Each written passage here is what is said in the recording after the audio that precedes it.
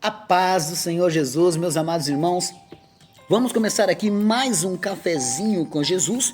Eu sou o pastor Alex que apresenta o cafezinho e hoje, meus amados irmãos, estamos ainda no capítulo 5 do Evangelho de João. Vamos terminar ele agora, né? E entrar no capítulo 6 já já. Bom, meus irmãos, paramos ontem no versículo 44 que diz assim, ó: Como podeis vós crer recebendo honra um dos outros e não buscando a honra que vem de Deus, só de Deus? Não cuideis que eu vos hei de acusar para com o Pai? Há um que vos acusa, Moisés, em quem vós esperais. Porque se vós cresceis em Moisés, creríeis em mim, porque de mim escreveu ele. Mas se não credes nos seus escritos, como crereis nas minhas palavras? Moisés, sem conhecer o Cristo, escreveu dele, é o que ele está falando. Mas eles acabavam não acreditando nisso, né? Então, vamos começar o capítulo 6. Né? Depois disto, partiu Jesus para a banda do mar da Galileia, que é em Tiberíades. E grande multidão o seguia, porque via os sinais que operava sobre os enfermos. Né? Então a multidão estava vendo que ele era um homem que fazia milagres. O que a multidão fazia? Seguia. Quem não vai seguir? Todo mundo seguia. Verso 3. Jesus subiu ao monte e assentou-se ali com os seus discípulos. E a Páscoa, a festa dos judeus, estava próximo. Então Jesus, levantando os olhos e vendo uma grande multidão, vinha ter com ele e disse a Filipe. Filipe é um dos seus discípulos, né? Onde compraremos pão para estes comerem? Mas dizia isto para o experimentar, viu? Jesus conhecia o interior de cada um. Porque ele bem sabia o que havia de fazer. Filipe respondeu-lhe: 200 dinheiros de pão não lhes bastarão para que cada um deles tome um pouco. E um dos seus discípulos, André, irmão de Simão Pedro, disse-lhe: Está aqui um rapaz que tem 5 pães de cevada e 2 peixinhos. Mas que é isto para tantos? Essa interrogação, ela coloca um fim no milagre. Na intenção dele, 5 pães e 2 peixinhos, para essa multidão não dá. Disse-lhe Jesus: Mandai assentar os homens, e havia muita relva naquele lugar. Assentaram-se, pois, os homens em número de quase 5.000. Então, eles não contam, meus irmãos, judeus não contavam mulheres e crianças, né? Contava o homem. Mulheres e crianças não contavam. Então, não dá para ter uma ideia de quantas mulheres e crianças estavam aqui nesse monte. Mas, quase 5.000. Então, vamos arredondar para 5.000 pessoas. Vai, vamos arredondar para 5.000 pessoas. Como é que vai alimentar 5.000 pessoas? E Jesus tomou os pães e, havendo dado graça, repartiu-os pelos discípulos, e os discípulos pelos que estavam assentados, e igualmente também os peixes, quanto eles queriam. Se a pessoa queria 2 peixes, ele dava. Se a pessoa queria 1, a pessoa dava. E quando estavam saciados, de barriga cheia, disse os seus discípulos: Recolhei os pedaços que sobejaram, que sobrou, para que nada se perca. Quando você perceber esse versículo aqui, ó, para que nada se perca, às vezes você coloca uma comida no prato para uma criança e, juntando todas as sobras do mês, alimentaria quase uma creche. Por que, meus irmãos, não comemos o tanto que colocamos no prato? Não estou falando dos esgabilados não, né? Mas olha só, às vezes temos muito, mas muito desperdício e muita gente passando fome. É estranho isso, não é? E Jesus aqui não queria que sobrasse. Mas como vai sobrar? Só tem 5 pães e 2 peixinhos. E como é que se alimenta 5.000 homens? Ele alimentou todos e todos ficaram bem cheios. Significa que não comeram um. Não pegaram só um peixe. De 2 peixinhos, meus irmãos, deu para alimentar 5.000 homens. Isso que é milagre. Verso 13. Recolheram-nos, pois, E encheram 12 cestos de pedaços dos 5 pães de cevada que sobejaram aos que haviam comido. Ainda sobrou, meus irmãos, e deu para 12 cestos cheios. Depois que ele deu graças, multiplicou. Eu estou ensinando a você aqui que toda vez que você for comer, dê graças. Chama seu filho ou sozinho, senta na mesa. Senhor, te damos graças por esse alimento. E pode ter certeza que Deus não vai deixar faltar. Mas fala de coração puro. Vendo, pois, aqueles homens o milagre que Jesus tinha feito, diziam: este verdadeiramente é o profeta que devia vir ao mundo. Sabendo, pois, Jesus que haviam de vir arrebatá-lo para o fazerem rei, tornou a retirar-se, ele só para o monte. Ele percebeu que ele lia pensamentos, né? Ele conhecia o coração. Ele percebeu que estava vindo pessoas para fazer ele rei. Gente, um homem que alimenta 5.000 pessoas com 5 pães e 2 peixinhos, tá de brincadeira. Tá de brincadeira. Tem que fazer esse homem ser rei. Na nossa época, tem que fazer ele ser presidente. Ele vai resolver tudo. Mas o que Jesus fez? Se retirou. Porque ele não veio para o mundo, naquele momento, para ser rei. Deu para entender? Ele já é rei.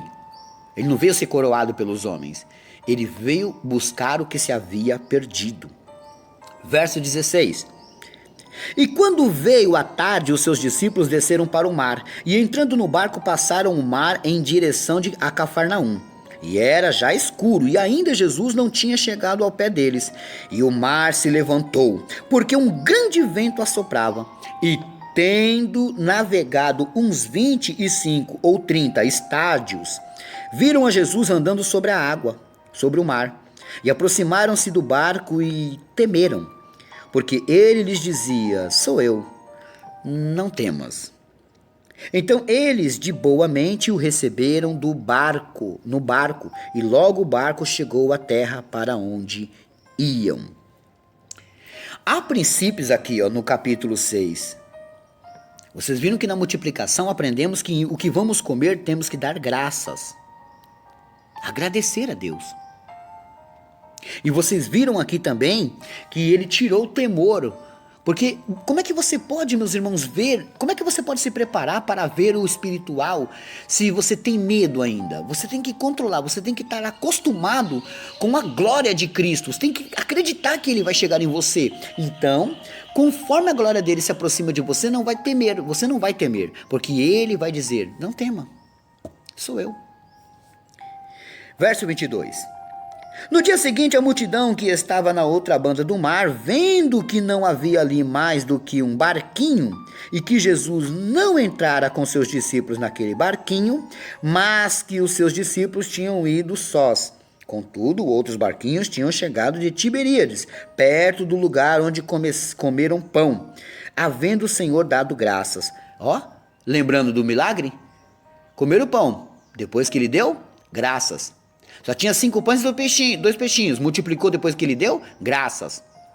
Quando eu compro alimentos para cestas básicas, eu dou graças. E Deus não deixa acabar de uma vez. Pode até diminuir, mas não acaba, porque eu preciso de vocês para me ajudar.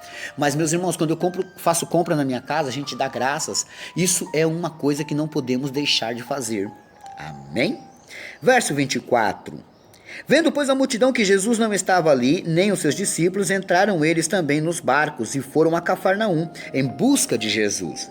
E achando-o na outra banda do mar, disseram-lhe: Rabi, quando chegaste aqui?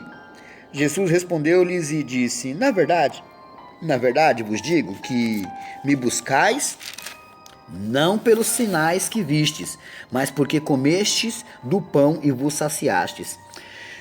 Olha o que Jesus está revelando para eles.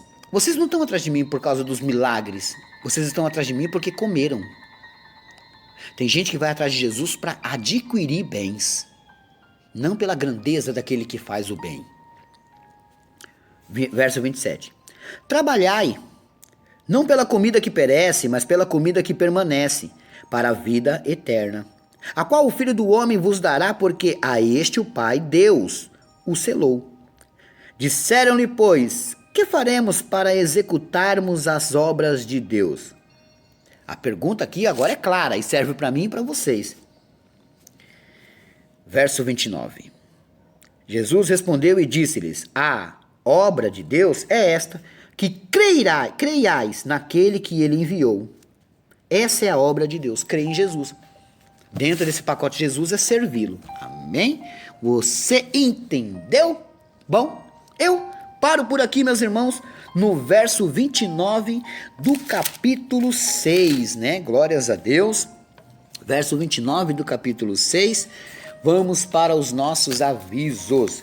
Lição de casa, Romanos 14, 12. Romanos 14, 12.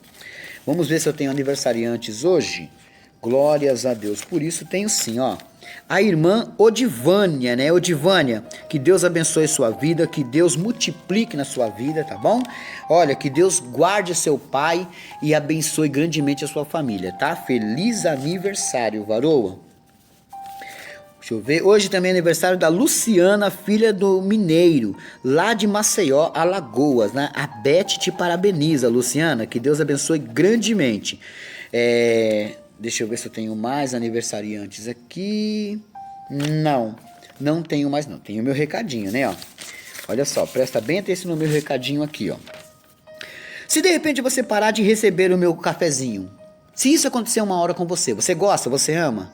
Se de repente você parar de receber o meu cafezinho e o meu contato ainda está no seu telefone, escreve meu contato no papel, aí você apaga do seu celular e adiciona de novo. Às vezes é problema do próprio aplicativo, não é meu nem seu. Amém? Deixa eu ver aqui. Quer que eu mande um abraço, um feliz aniversário para alguém do seu grupo, para alguém da sua família, para você mesmo? Ó, você tem que me passar uma semana antes. Amém? Bom, meus irmãos, eu tô pedindo uma ajuda para a missionária McCarley Sunny, tá? Ela acabou pegando Covid e está com um problema de saúde. Eu vou dar o número dela para você entrar em contato, tá bom? Olha só, o número dela é 69, né? Ela é de Rondônia, 9221-5744. Ela necessita de ajudas, ela tem crianças lá, meus irmãos. Você que sentiu no coração, você conhece ela. Nossa, eu já fui abençoado pelas mensagens que Deus usou ela. Então, tá. Mesmo que também não ouviu ainda as mensagens dela, né? Que Deus passa para ela. Você pode entrar em contato, já passei o número aí, é só você voltar um pouquinho, tá bom? A Rosineide, a mãe da Sara, que é aquela menina que vai fazer uma operação na garganta, meus irmãos. O Pix dela... Eu tenho que pegar o telefone dela, né? Mas eu esqueço. O Pix dela é 055-838-4424. Amém? Bom, por hoje é só. E amanhã tem mais.